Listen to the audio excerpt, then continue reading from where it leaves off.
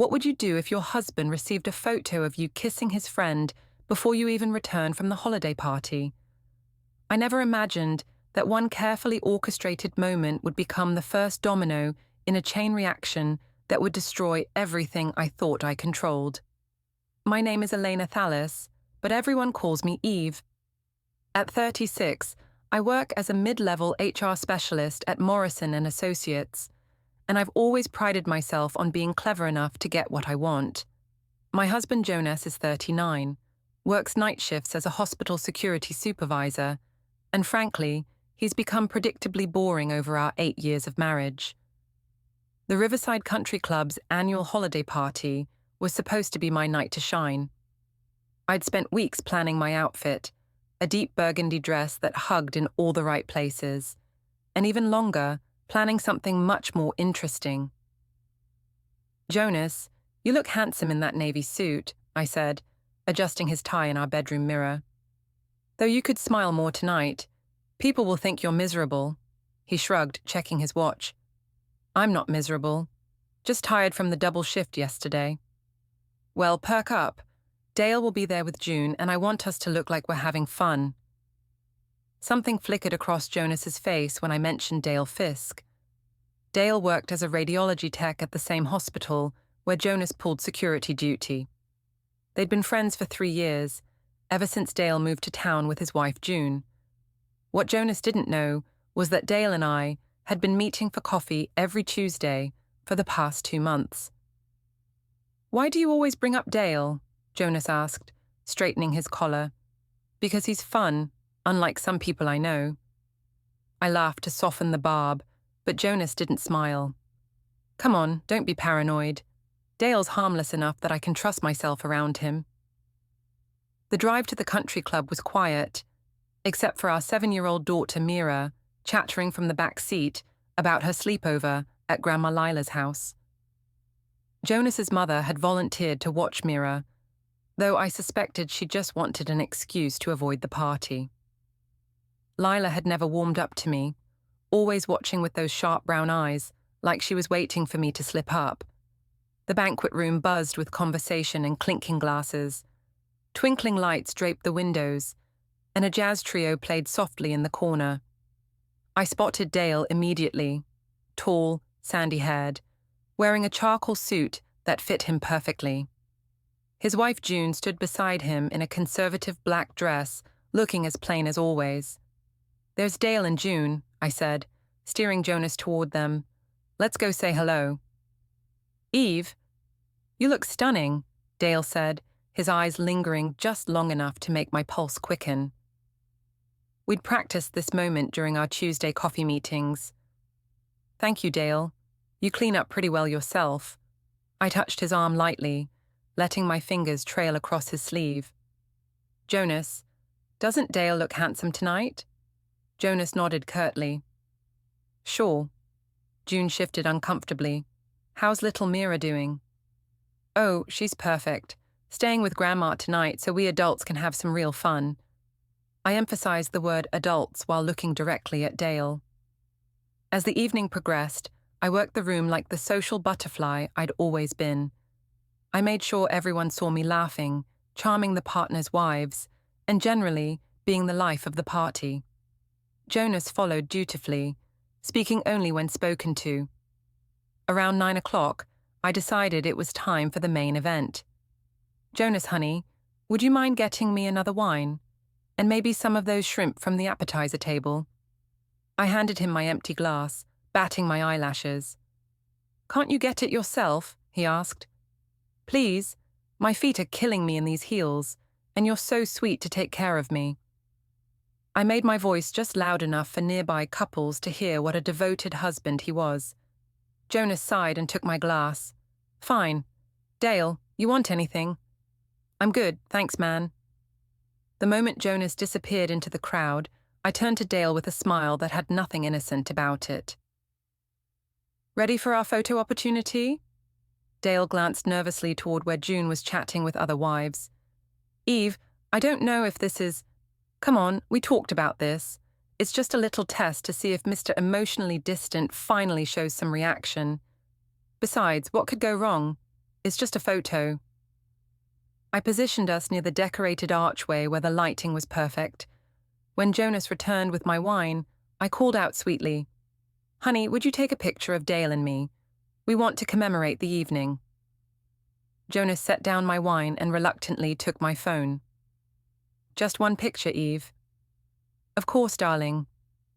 "Dale, put your arm around me. Don't be shy."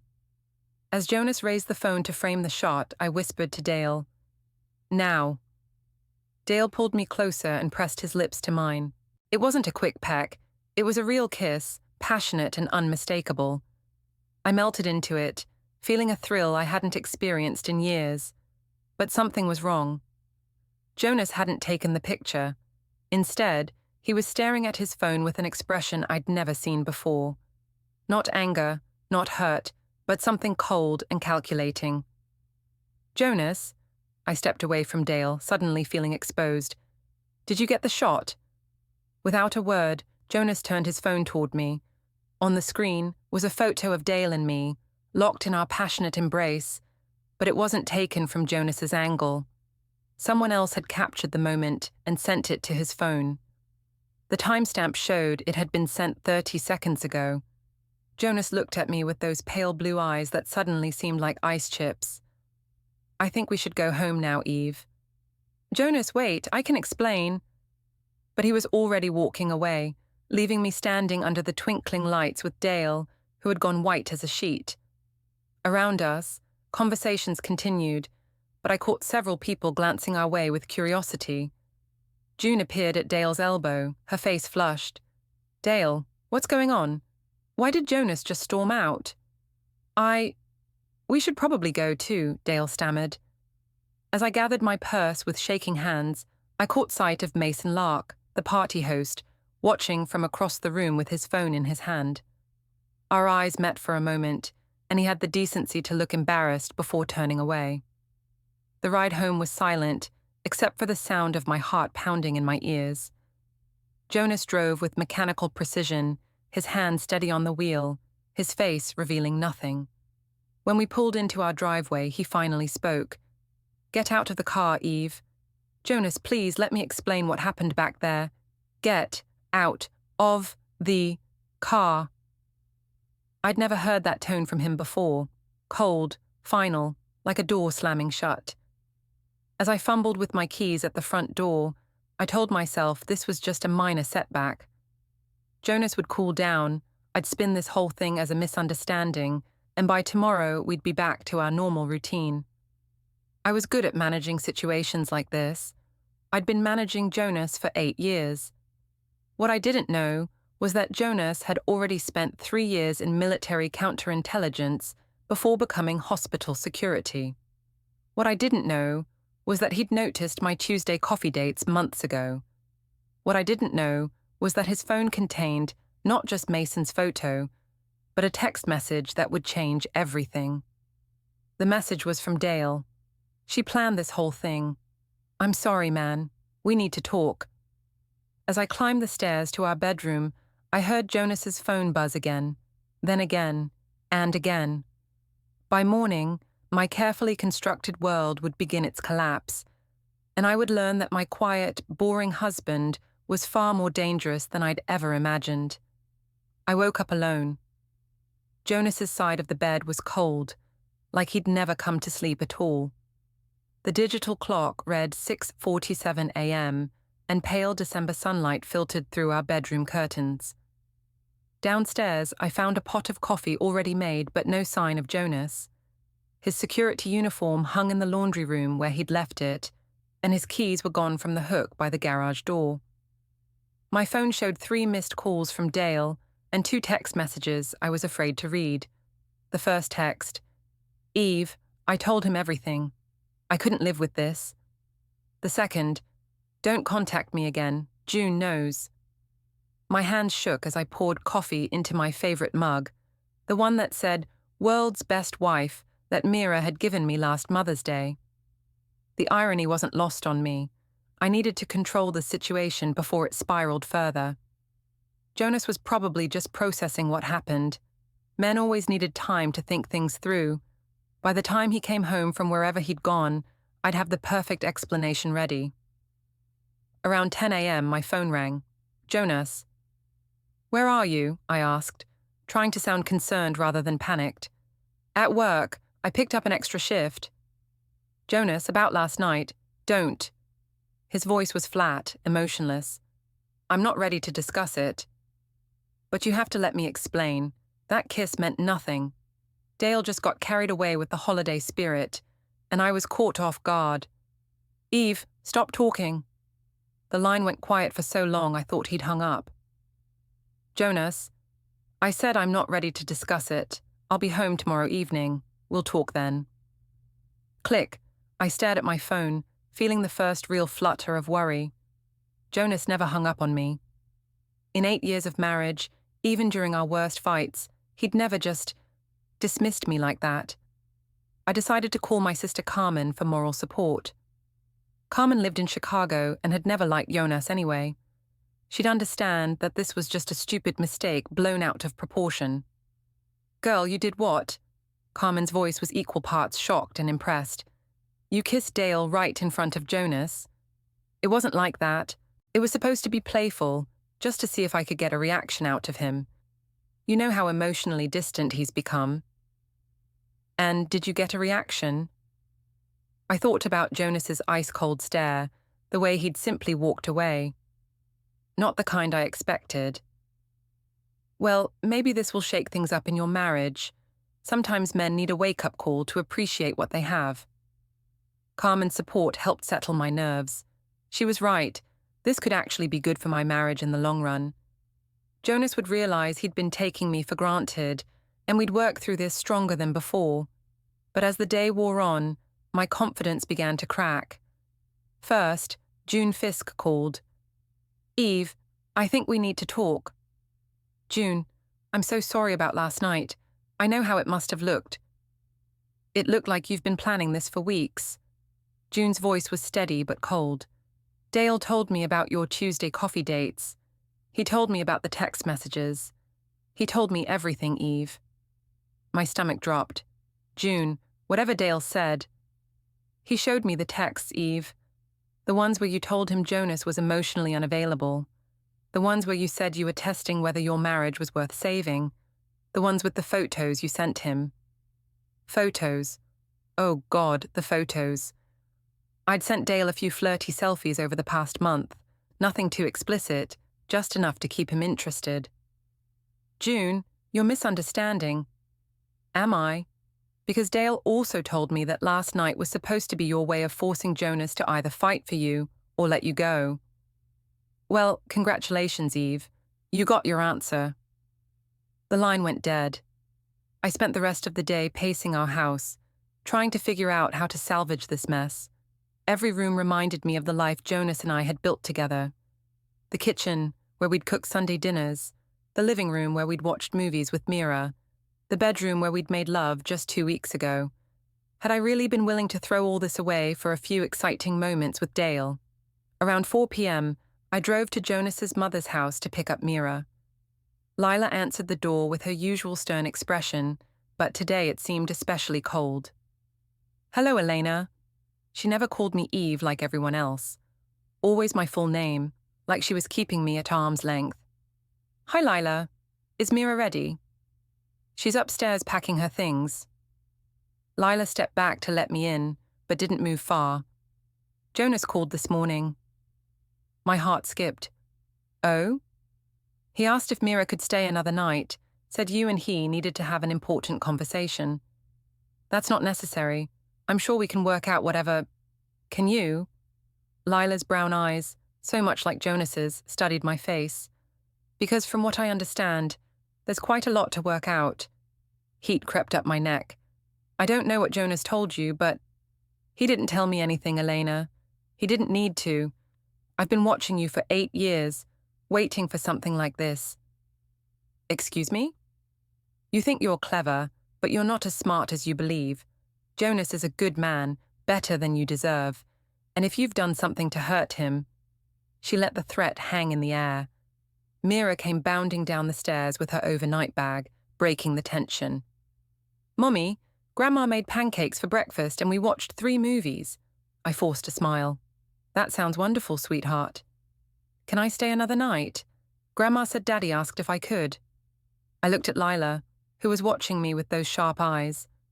Part of me wanted to insist on taking Mira home, but another part realized I might need the evening to prepare for whatever conversation Jonas had planned. If that's what you want, honey. Yes, Grandma promised to teach me how to make her famous chocolate chip cookies. As I drove home alone, I tried calling Dale one more time. The call went straight to voicemail. Dale, it's me. I know June is upset, but we need to get our stories straight before this gets out of hand. Jonas is already suspicious, and if we don't present a united front, this could get really messy for both of us. Call me back. I hung up feeling slightly better. Dale was weak, but he wasn't stupid. He'd realized that protecting both our marriages was more important than some misguided attack of conscience. That evening, I crafted the perfect explanation. The kiss had been Dale's idea, not mine. I'd been caught off guard and hadn't had time to pull away before someone snapped that photo. Our coffee meetings were innocent, just friendly conversations with my husband's friend. The text messages were taken out of context. By the time I went to bed, I'd almost convinced myself it was all true. But at 2 a.m., I woke to the sound of Jonas's truck in the driveway. I heard the front door open, heard his footsteps on the stairs, heard him moving around in our bathroom. When he finally came to bed, he lay down on his side with his back to me, still wearing his clothes. Jonas, I whispered. He didn't answer, but I could tell from his breathing that he wasn't asleep. I reached out to touch his shoulder, but he shifted away from my hand. Please, can we just talk about this? Tomorrow, Eve. We'll talk tomorrow. His voice was so quiet, I almost didn't hear him. But there was something in his tone that made my blood run cold. It wasn't anger or hurt. It was resignation, like he'd already made up his mind about something. I lay awake until dawn, listening to Jonas breathe and wondering what evidence he might have gathered during his extra shift at the hospital. The security office had access to all sorts of technology: cameras, computers, databases. What if Mason Lark wasn't the only person who'd taken photos that night? What if Jonas had been more suspicious of my Tuesday coffee dates than I'd realized? What if my quiet, predictable husband was about to surprise me in ways I couldn't imagine? Jonas was gone when I woke up Tuesday morning. His coffee cup sat in the sink, washed and dried, and a note on the kitchen counter said simply, "Home at 6 p.m. We'll talk then." I called in sick to work. There was no way I could concentrate on employee reviews and policy updates when my marriage was hanging in the balance. Around 10 a.m., my phone rang. Unknown number. Hello? Eve, it's Mason Lark. The party host. My stomach clenched. Mason, hi, how are you? I'm calling because I think you should know. Jonas contacted me yesterday. He asked about the photo I took Saturday night. What photo? I tried to sound confused, but my voice came out strangled. Come on, Eve. We both know what photo. The question is, what are you going to do about it? I don't understand. Mason sighed. Look, I'm not trying to cause trouble, but Jonas seemed different when he called. Very calm, very methodical. He asked specific questions about timing, about who else might have seen what happened, about whether the country club keeps security footage of their events. Security footage? I hadn't thought about that. Mason, that kiss was just a mistake. Was it? Because from where I stood, it looked pretty coordinated. You positioned yourselves right under the archway. You sent Jonas away for drinks. And Dale was ready the moment Jonas lifted that camera. Heat flooded my face. You're reading too much into it. Maybe. But Jonas didn't think so. He also asked me about your arrival time that night. Apparently, you got to the party 30 minutes before he did. That was true. I'd arrived early to find Dale and brief him on the plan. But how did Jonas know that? Eve, I don't know what's going on between you and your husband, but I've known Jonas for 5 years through hospital security consulting. He's not the kind of man who reacts emotionally to anything. If he's investigating this situation like a case file, you might want to consider what that means. After Mason hung up, I paced our living room, trying to think. Jonas worked night security at Riverside General Hospital, the same hospital where Dale worked in radiology. They had access to sophisticated surveillance systems, computer networks, digital forensics equipment. What if Jonas had been quietly investigating my coffee dates with Dale? What if he'd been building a case against me for weeks? I needed to warn Dale, but his phone kept going to voicemail. Finally, around noon, I drove to the hospital. The radiology department was on the second floor. I'd visited Dale there once before, back when our relationship was still innocent flirtation. The receptionist recognized me. "Hi, Mrs. Thallis. Here to see Dale." "If he's available." "He called in sick today, first time in 2 years. June called this morning to let us know he has the flu." "The flu." "Right. I drove to Dale's house, a modest ranch in the Oakwood subdivision. June's car was in the driveway, but Dale's truck was gone. June answered the door wearing jeans and an old sweater, her hair pulled back in a messy ponytail. She looked like she'd been crying. "He's not here, Eve." "Where is he?" "Honestly, I don't know and I don't care." June's voice was raw. "He packed a bag this morning and said he needed time to think." "June, I know you're upset, but—" "Upset?" June laughed bitterly. "My husband has been having an emotional affair with my friend's wife for 2 months, and I'm upset?" "It wasn't an affair. We just talked." "You sent him photos, Eve, photos of you in lingerie, asking if he thought you were still attractive. You told him your marriage was boring and that Jonas didn't appreciate you. You made plans to test whether Jonas would fight for you or let you go." Each word hit me like a physical blow. Dale had told her everything. "You planned that kiss, Eve. You used my husband to humiliate yours, and you didn't care who got hurt in the process. June, please. Do you know what the worst part is? Dale actually felt guilty about it. He came home Saturday night and confessed everything because he couldn't live with what you'd made him do. He called Jonas Sunday morning and told him the whole story." My legs felt weak. "What whole story?" "How you approached him first, how you suggested the coffee meetings, how you slowly escalated things with compliments and flirtation and those photos, how you convinced him that Jonas was emotionally neglecting you and that you deserved better. That's not. How you planned Saturday night as a test to see if Jonas would finally show some passion, even if it was jealousy. How you coached Dale on when to kiss you and how to make it look spontaneous. I sank against the doorframe. Dale had betrayed me completely. Jonas recorded the conversation, Eve. Dale gave him permission to record it. 3 hours of my husband confessing every detail of your manipulation. He recorded it. Dale also gave Jonas screenshots of every text message you sent. Every photo, every plan you made, everything. The world tilted around me. Why would Dale do that? June's expression softened slightly, more sad than angry now. Because despite everything, Dale's not a bad man. He's weak, and he let you manipulate him, but he's not fundamentally dishonest. When he realized what you'd really done, not just to Jonas, but to our marriage, to your daughter, he couldn't live with it. Where is he now? He's staying at his brother's place in Springfield. He asked me not to tell anyone, but honestly, I don't think it matters anymore. Jonas already has everything he needs. I drove home in a daze.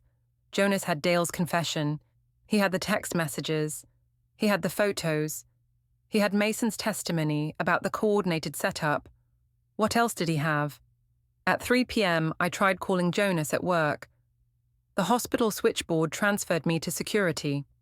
"Security office, this is Rodriguez." "Hi, this is Eve Thallis, Jonas's wife. Is he available?" "Sorry, Mrs. Thallis. Jonas is off-site today. Some kind of personal business. Want me to have him call you?" Off-site personal business. My mouth went dry. "No, that's okay. I'll catch him at home." I spent the afternoon trying to construct a defense. Dale was lying to protect himself. The text messages were taken out of context. The photos were innocent. The kiss was his idea, not mine. But even as I rehearsed these explanations, I knew how weak they sounded. Jonas had evidence, witnesses, recordings. He had a timeline that would be impossible to dispute. At exactly 6 p.m., I heard his truck in the driveway. Jonas came through the front door carrying a manila folder and a small digital recorder. He set both items on our dining room table and looked at me with those pale blue eyes that had become so cold. "Sit down, Eve." "Jonas, before you say anything, sit down." I sat. Jonas remained standing, his hands clasped behind his back, like he was giving a briefing. "Dale called me Sunday morning at 800 hours. He confessed to a 2-month emotional affair that culminated in Saturday night's public display. I recorded the conversation with his permission. Jonas, you have to understand, he provided screenshots of 83 text messages exchanged between you from October 15th to December 10th. 17 of those messages contained photographic content of an intimate nature. My face burned with shame. He detailed how you initiated contact, suggested the coffee meetings, and gradually escalated the emotional intimacy. He explained how you positioned Saturday night as a test of my commitment to our marriage. That's not how it happened. Jonas pressed play on the digital recorder. Dale's voice filled our dining room, shaky but clear. She said Jonas was emotionally distant, that he didn't make her feel desired anymore. She asked if I thought she was still attractive, if I could see why she felt neglected. I should have shut it down then, but she made me feel important, you know, like I was helping her through a difficult time. I closed my eyes, but Jonas's voice cut through my attempt to block this out. "Keep listening, Eve." Dale's recorded voice continued. The coffee meetings were her idea. She said she needed a friend to talk to, someone who understood what it was like to be married to a workaholic. She chose the times and places, always when she knew you'd be sleeping after your night shifts. "Turn it off," I whispered. "Not yet." She started sending photos about 3 weeks ago. Nothing explicit at first, just testing boundaries. A selfie in a low-cut dress, asking if I thought Jonas was crazy for not complimenting her anymore. Then more revealing shots, asking for my opinion on lingerie she was considering buying. I wanted to disappear, to sink through the floor and never face Jonas again. Saturday night was her plan from the beginning. She wanted to see if you'd fight for her or just walk away. She positioned us under the archway, sent you for drinks, and told me exactly when to kiss her. She said it would either wake you up or give her the excuse she needed to leave. Jonas stopped the recording. The silence in our dining room was deafening. 18 years of marriage, Jonas said quietly. 18 years, and you were ready to throw it away for a test. Jonas, you never meant for me to find out. That's different than never meaning to do it. He opened the manila folder and spread its contents across our dining table. Photos, printed text messages, a timeline written in Jonas's precise handwriting, witness statements from Mason and 3 other party guests. "This is what I've been doing for the past 3 days, Eve. Building a case. Because that's what this is now. A case." "What kind of case?" Jonas looked at me with something that might have been pity. "A divorce case, Eve. I filed the paperwork this morning." The world stopped spinning. "You filed for divorce?" "Adultery and fraud. My attorney thinks we have an excellent chance of getting primary custody of Mira and favorable property division." "Fraud?" Jonas pulled out a bank statement I'd never seen before. "The joint account shows $890 in charges at various coffee shops over the past 2 months. Coffee shops where you met Dale while telling me you were shopping or running errands." I stared at the evidence of my deception laid out like pieces of a puzzle. Jonas had been methodical, thorough, professional. He'd approached the destruction of our marriage like a military operation.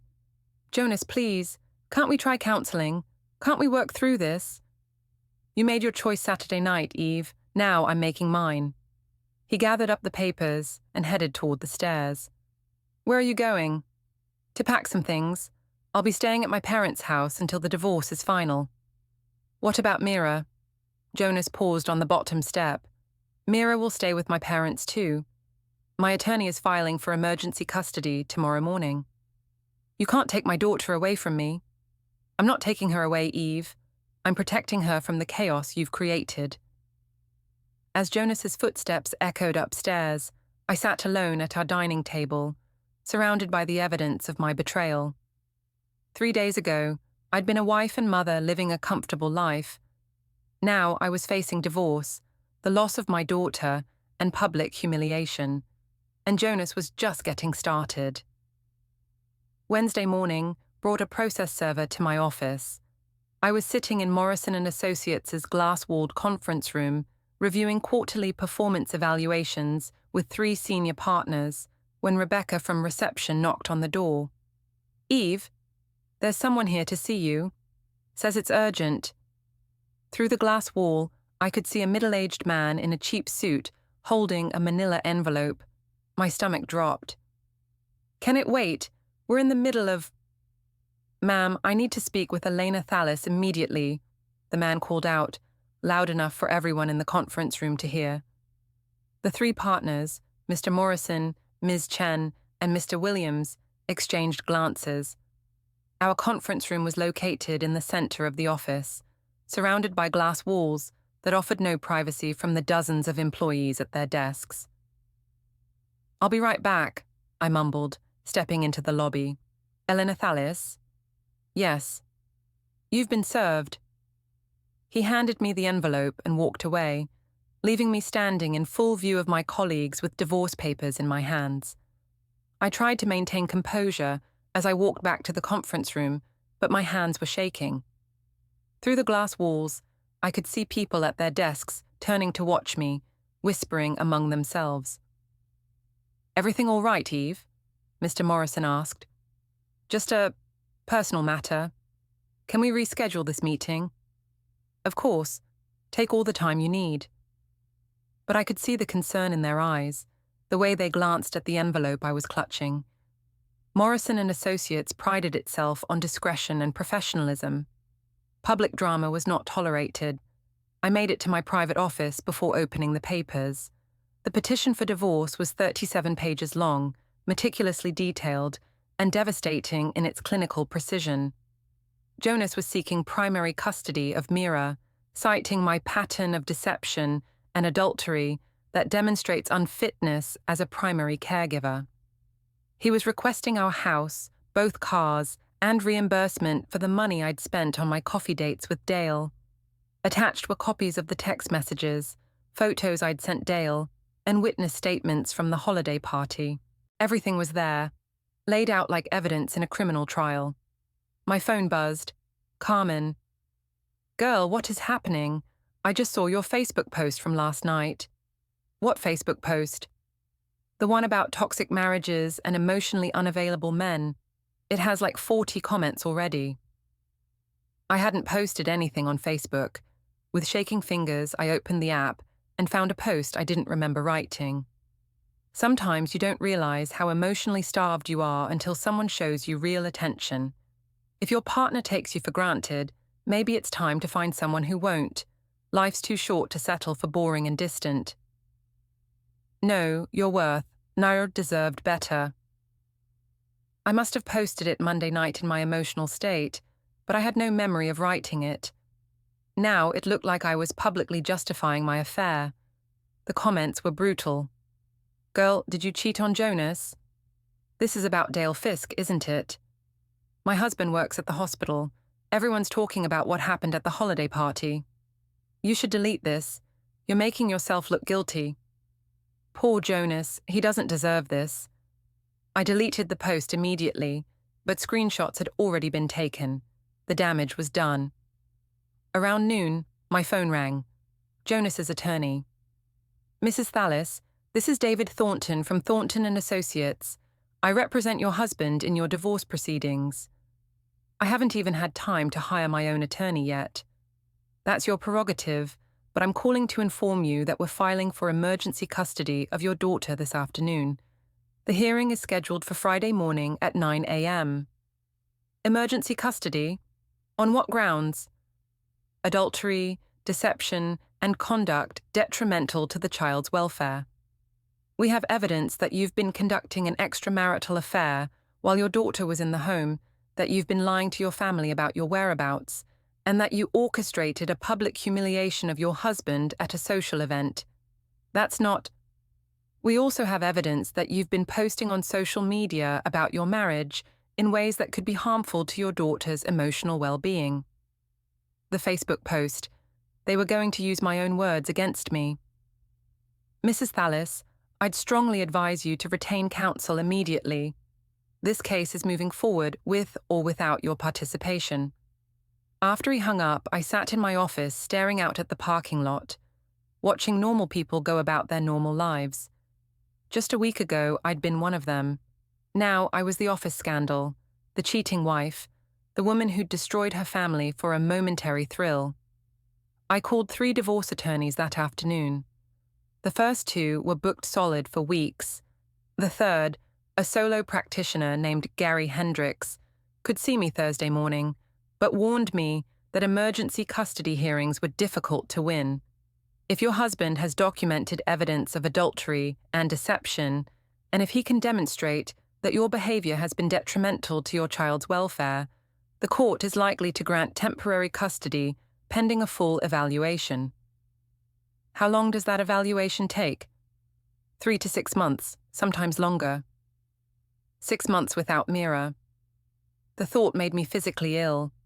That evening I drove to Jonas's parents' house to see my daughter. Paul Thallis answered the door, a quiet man who'd always been kind to me, but tonight his expression was guarded. Hello, Eve. Hi, Paul. Is Mira here? I'd like to see her. She's here, but Jonas asked that all visits go through his attorney now. She's my daughter too, Paul. I know that, but there are legal proceedings now, and Jonas wants to do everything properly. Through the window, I could see Mira in the living room, playing with toys on the floor, while Lila read nearby. My daughter looked happy and safe, completely unaware that her world was being torn apart. Can I at least talk to her, just for a few minutes? Paul hesitated, then called into the house. Mira, sweetheart, your mum is here. Mira ran to the door, her face lighting up. Mummy, Grandma taught me how to make cookies, and Daddy said I can stay here until the weekend. I knelt down and hugged her tight, breathing in her little girl scent of shampoo and playground dirt. That sounds wonderful, baby. Are you having fun? Yes. But when are you and Daddy coming home? Grandma said you're having grown-up talks. I looked up at Paul, who was watching with sad eyes. Soon, sweetheart. Mommy and Daddy just need to work some things out. Are you getting divorced like Emma's parents? The question hit me like a punch to the stomach. Why would you ask that? Because Emma said her parents had grown-up talks too, and then her daddy moved out and they got divorced. I held her tighter, fighting back tears. Everything's going to be okay, Mira, I promise. But even as I said the words, I knew they might be a lie. Thursday morning's meeting with Gary Hendricks was sobering. He reviewed Jonas's petition and supporting documents with the thoroughness of a medical examiner. Your husband has built a very strong case, he said finally. The evidence of adultery is overwhelming, the timeline is detailed and corroborated, and the witness statements paint a picture of calculated deception. But it was just a kiss. I never actually slept with Dale. Adultery in this state includes emotional affairs and intimate physical contact. The photos you sent and the romantic communications are enough to establish grounds. What about custody? That's where this gets complicated. Your husband is arguing that your pattern of deception and your willingness to conduct an affair while your daughter was in the home demonstrates poor judgment and potential harm to the child. Mira doesn't know anything about Dale. But she knows something is wrong. Children always do. And if this case goes to trial, she'll eventually learn the details. The court considers that when making custody decisions. Gary leaned back in his chair. Eve, I have to ask, is there anything else? Any other evidence your husband might have that you haven't told me about? I thought about the coffee shop receipts, the deleted text messages, the coordinated timing of the holiday party setup. I don't think so. Because in my experience, when someone builds a case this methodically, they usually have more ammunition than they show initially. Your husband's background in security and counterintelligence suggests he knows how to investigate thoroughly. What are you saying? I'm saying we should prepare for the possibility that tomorrow's hearing is just the opening move. If your husband is as strategic as this paperwork suggests, he's probably planning several steps ahead. That afternoon, I returned to work to find my colleagues treating me differently. Conversation stopped when I walked by. People avoided eye contact in the break room. The whispers followed me everywhere. Rebecca from reception pulled me aside around 3 p.m. Eve, I probably shouldn't tell you this, but there are rumors going around about what happened at the holiday party. Someone posted photos on social media. What photos? She showed me her phone. Someone had posted the picture of Dale and me kissing, along with several other shots from that evening. The caption read, "When you think you're being sneaky, but everyone at the party can see what's really happening." The photos had been shared dozens of times across various social media platforms. My humiliation was now public entertainment. I spent Thursday night alone in our house, surrounded by the remnants of my marriage. Mira's toys were scattered in the living room. Jonas's coffee cup still sat in the dishwasher. Our wedding photo smiled down at me from the mantel, a reminder of promises I'd broken. I tried calling Dale one more time, but his phone went straight to voicemail. June had changed their home number. I was completely alone in this mess, and tomorrow I would face a judge who would decide whether I was fit to be my own daughter's mother. As I lay in our empty bed, I realized that Jonas's revenge was just beginning. He hadn't just filed for divorce. He'd systematically destroyed my reputation, isolated me from allies, and positioned himself as the wronged party, deserving of sympathy and support. I'd underestimated my quiet, boring husband, and that mistake was going to cost me everything. Friday morning's emergency custody hearing was held in a sterile courtroom that smelled of floor wax and fear.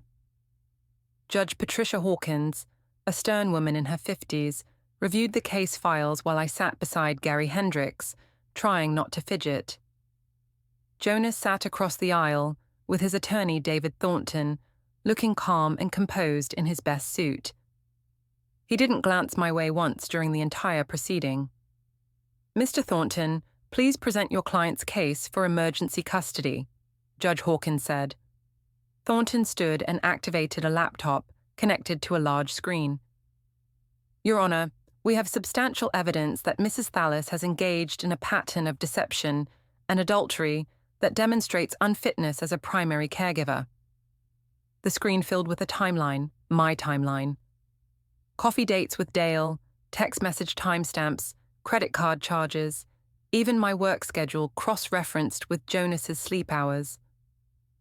Mrs. Thallis conducted this affair during times when she told her husband she was running errands or shopping.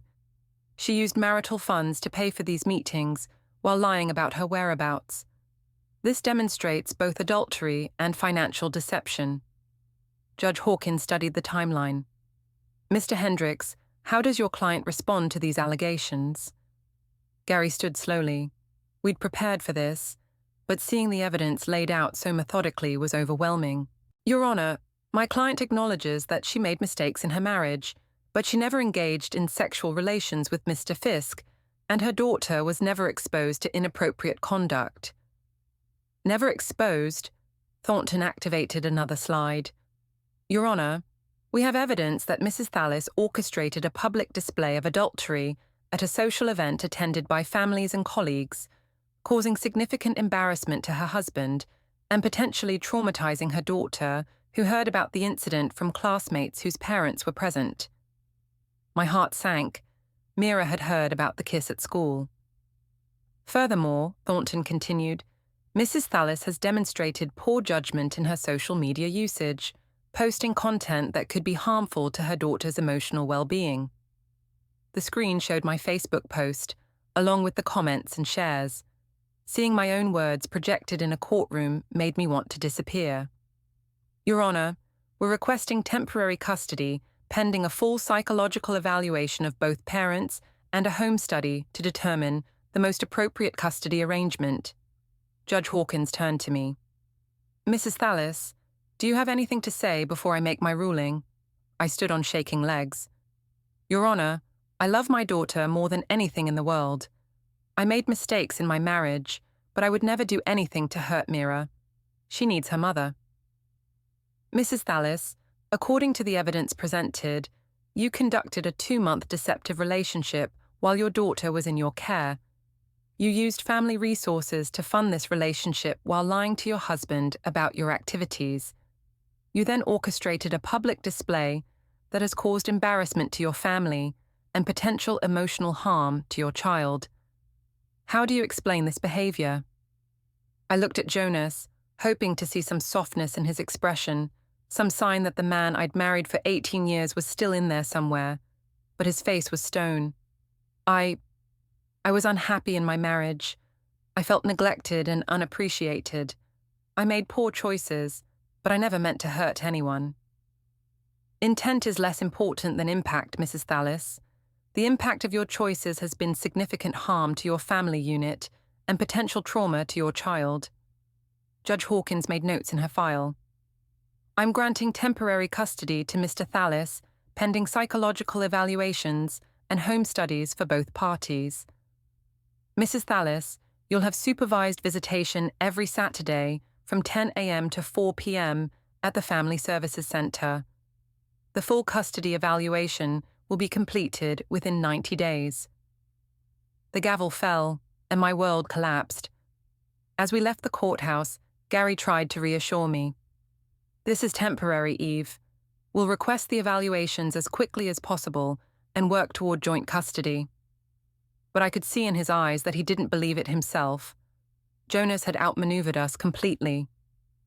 That afternoon, I returned to work to find Mr. Morrison waiting in my office. Eve, we need to discuss your employment status. My stomach dropped. Am I being fired? Not fired, but we're placing you on administrative leave pending the resolution of your personal legal matters. The publicity from your divorce proceedings has become disruptive to our workplace environment. What publicity? Morrison showed me his phone. The local newspaper's website featured an article titled, Local Hospital Security Chief Files for Divorce Citing Adultery. The story included details from the court filing, quotes from witnesses at the holiday party, and even a photo of me leaving the courthouse that morning. How did they get this information?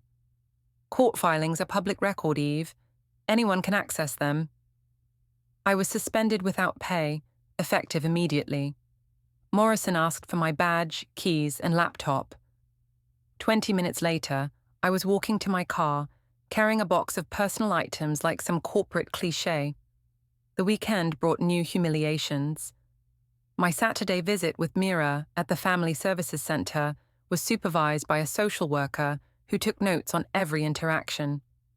Mira seemed confused by the sterile environment and kept asking when she could come home. Soon, sweetheart, I lied, knowing it might be months. Sunday brought another revelation. June Fisk called, her voice cold but determined. Eve, I thought you should know. Dale and I are getting divorced too. June, I'm so sorry. I'm not calling for your apology. I'm calling to tell you that I've been subpoenaed to testify in your custody case. My blood ran cold. Testify about what? About the text messages Dale showed me, about your plan to manipulate Jonas, about how you used my husband to humiliate yours. June, please, you don't understand. I understand perfectly. You destroyed 2 marriages for your own entertainment, and now you're facing the consequences. She hung up, leaving me staring at my phone. Monday brought the worst news yet. Gary Hendricks called with an update that made me physically ill. Eve, I've received additional discovery materials from Jonas's attorney. There's more evidence than we initially realized. What kind of evidence? Hotel records, security footage, bank statements showing financial transfers we didn't know about. What hotel records? The Riverside Inn downtown. You and Dale checked in twice in November, using your maiden name. They have security footage of you arriving in Jonas's car. The car you told him was in the shop for repairs those nights. I remembered those afternoons. Dale and I had finally crossed the line from emotional affair to physical intimacy. I'd been so careful about the timing, the false names, the cover stories. But Jonas had found everything. There's more, Eve. Bank records show you opened a secret savings account 3 months ago and transferred $11,000 from your joint account with Jonas. The account application lists Dale as an emergency contact. The secret account. I'd forgotten about that completely. It was supposed to be my escape fund, money I could access if I decided to leave Jonas. But now it looked like I'd been planning to abandon my family for months. How did Jonas find out about the account? He's a security professional with counterintelligence training. He knows how to investigate financial records, trace digital footprints, and build evidence files. Eve, he's been watching you for months, documenting everything. The room spun around me. Months. The timeline in his filing goes back to September. He has credit card records, GPS data from your phone, even parking garage footage from the coffee shops where you met Dale. I sank into a chair, overwhelmed by the scope of Jonas's investigation. While I thought I was being clever and discreet, he'd been methodically building a case that would destroy me. Gary, what does this mean for the custody case? It means we're not fighting about a momentary lapse in judgment anymore. This evidence paints a picture of calculated deception over several months, financial fraud, and systematic lying to your spouse and child. But I never meant, intent doesn't matter, Eve. What matters is the evidence, and Jonas has enough evidence to bury you. That evening, I sat alone in our house, my house now, since Jonas had moved out, trying to understand how completely I'd miscalculated. I'd thought Jonas was predictable, boring, emotionally distant. I'd assumed he'd either fight for me or let me go quietly. Instead, he'd done something far more devastating. He'd let me hang myself with my own rope, then documented every moment of my self-destruction. My phone buzzed with a text from an unknown number. "This is Dale. Don't contact me again. I'm testifying for Jonas in the custody hearing. What we did was wrong, and I won't help you hurt that little girl any more than we already have." Even Dale had abandoned me. As I looked around the empty house, surrounded by the remnants of my shattered life, I realized that Jonas's revenge wasn't just about divorce or custody.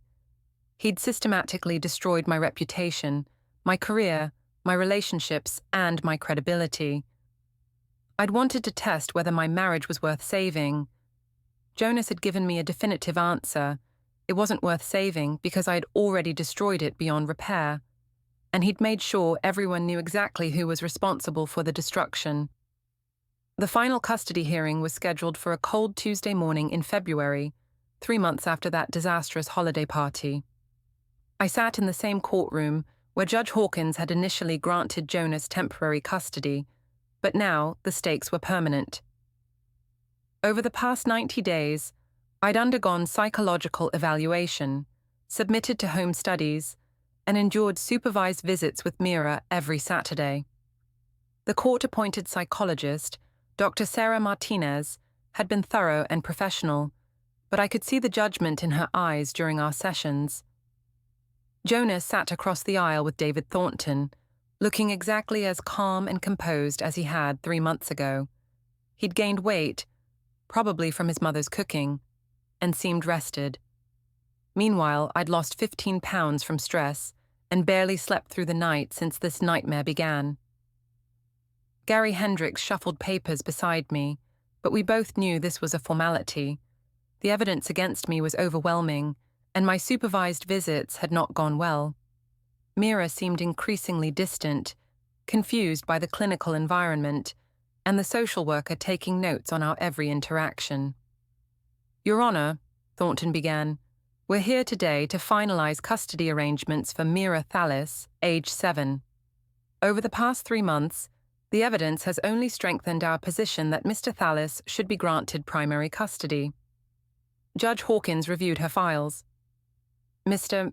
Thornton, please summarize the findings from the court-ordered evaluations. Certainly, Your Honor. Dr. Martinez's psychological evaluation found that Mrs. Thallis demonstrates patterns of manipulation, rationalization, and poor judgment that could be detrimental to a child's emotional development.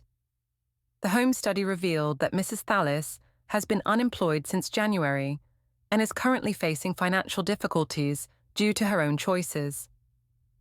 I'd been terminated from Morrison and Associates after my leave of absence stretched too long.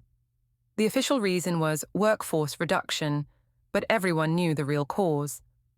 Furthermore, Thornton continued, Mrs. Thallis violated the court's no-contact order regarding Mr. Dale Fisk on 2 separate occasions, attempting to coordinate testimony and influence witness statements.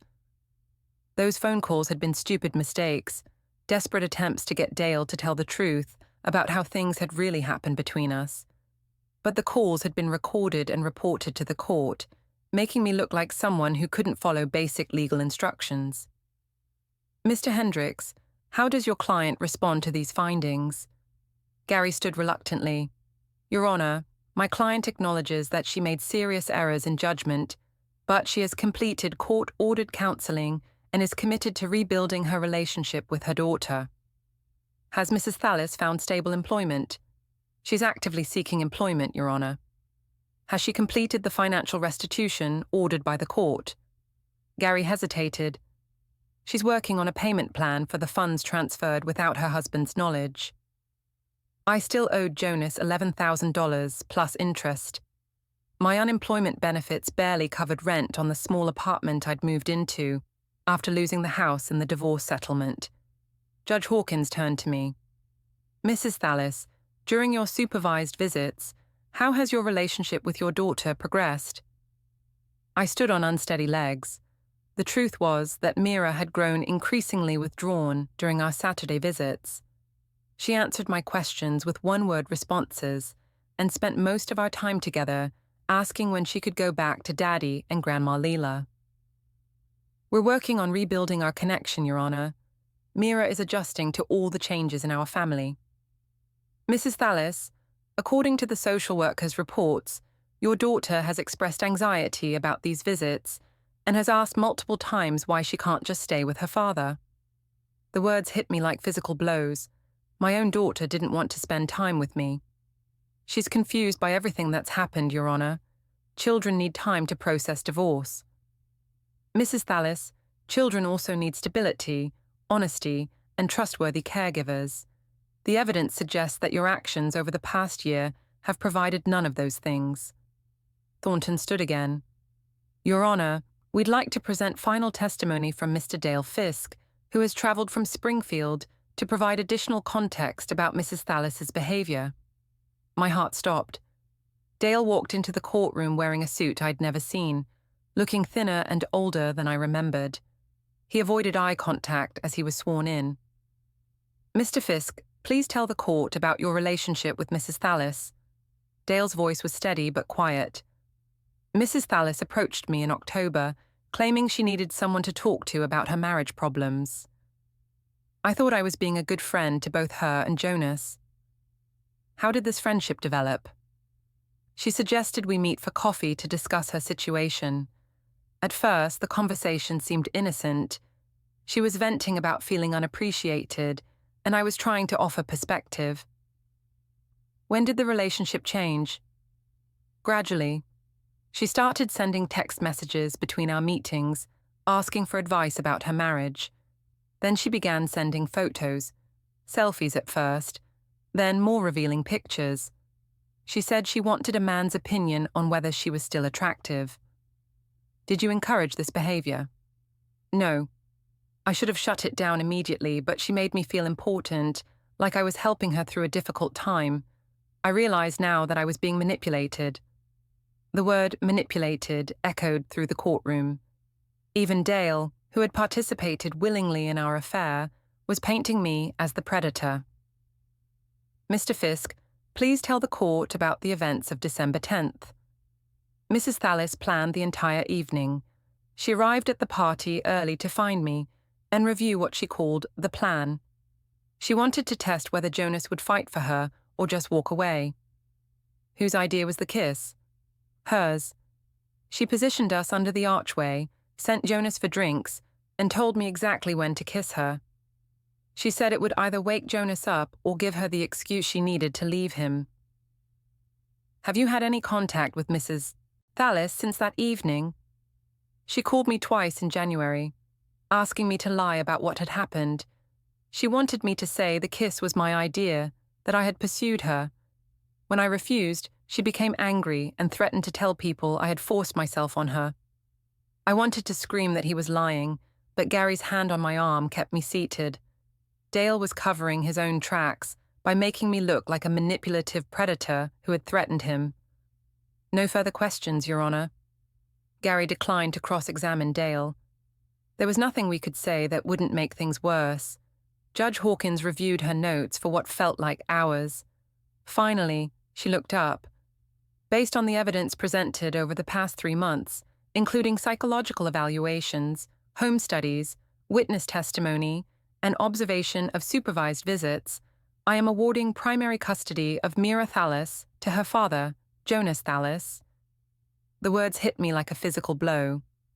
Mrs. Thallis, you will have supervised visitation every other Saturday from 10 a.m. to 2 p.m., contingent upon completion of court-ordered counseling and payment of financial restitution.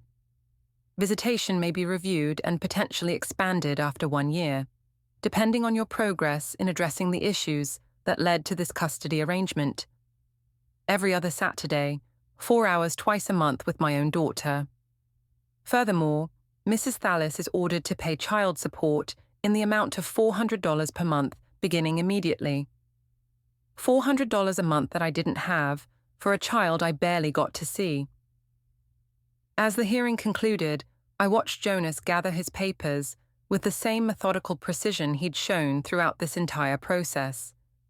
He'd systematically destroyed my life, taken my daughter, and left me with nothing but debt and shame. Outside the courthouse, Gary tried to offer encouragement. Eve, this isn't permanent. If you complete the counseling, find stable employment, and demonstrate consistent progress, we can petition for expanded visitation in a year. But I could see in his eyes that he didn't believe it would make much difference. Jonas had won completely and decisively. As I walked to my car, I saw Jonas helping Mira into his truck. My daughter was wearing a new winter coat I hadn't bought her, carrying a backpack I didn't recognize. She looked happy and secure with her father, completely adjusted to a life that didn't include me. Jonas caught my eye across the parking lot. For just a moment, I thought I saw a flicker of the man I'd married 18 years ago, the man who had loved me enough to build a life with me. But then his expression hardened again, and he drove away with my daughter, leaving me standing alone in the courthouse parking lot. I'd wanted to test whether my marriage was worth saving. I'd wanted to see if Jonas would fight for me or let me go. He'd done neither. Instead, he'd let me destroy myself and then use my own actions as evidence to take away everything I'd ever cared about. As I sat in my car, watching other families leave the courthouse together, I realized that Jonas's revenge was complete. He hadn't just divorced me, he'd systematically dismantled my life piece by piece, using my own choices as the weapons against me. I'd underestimated my quiet, boring husband, and that miscalculation had cost me my marriage, my daughter, my career, my reputation, and my future. Jonas Thallis had gotten his revenge, and it was more devastating than anything I could have imagined.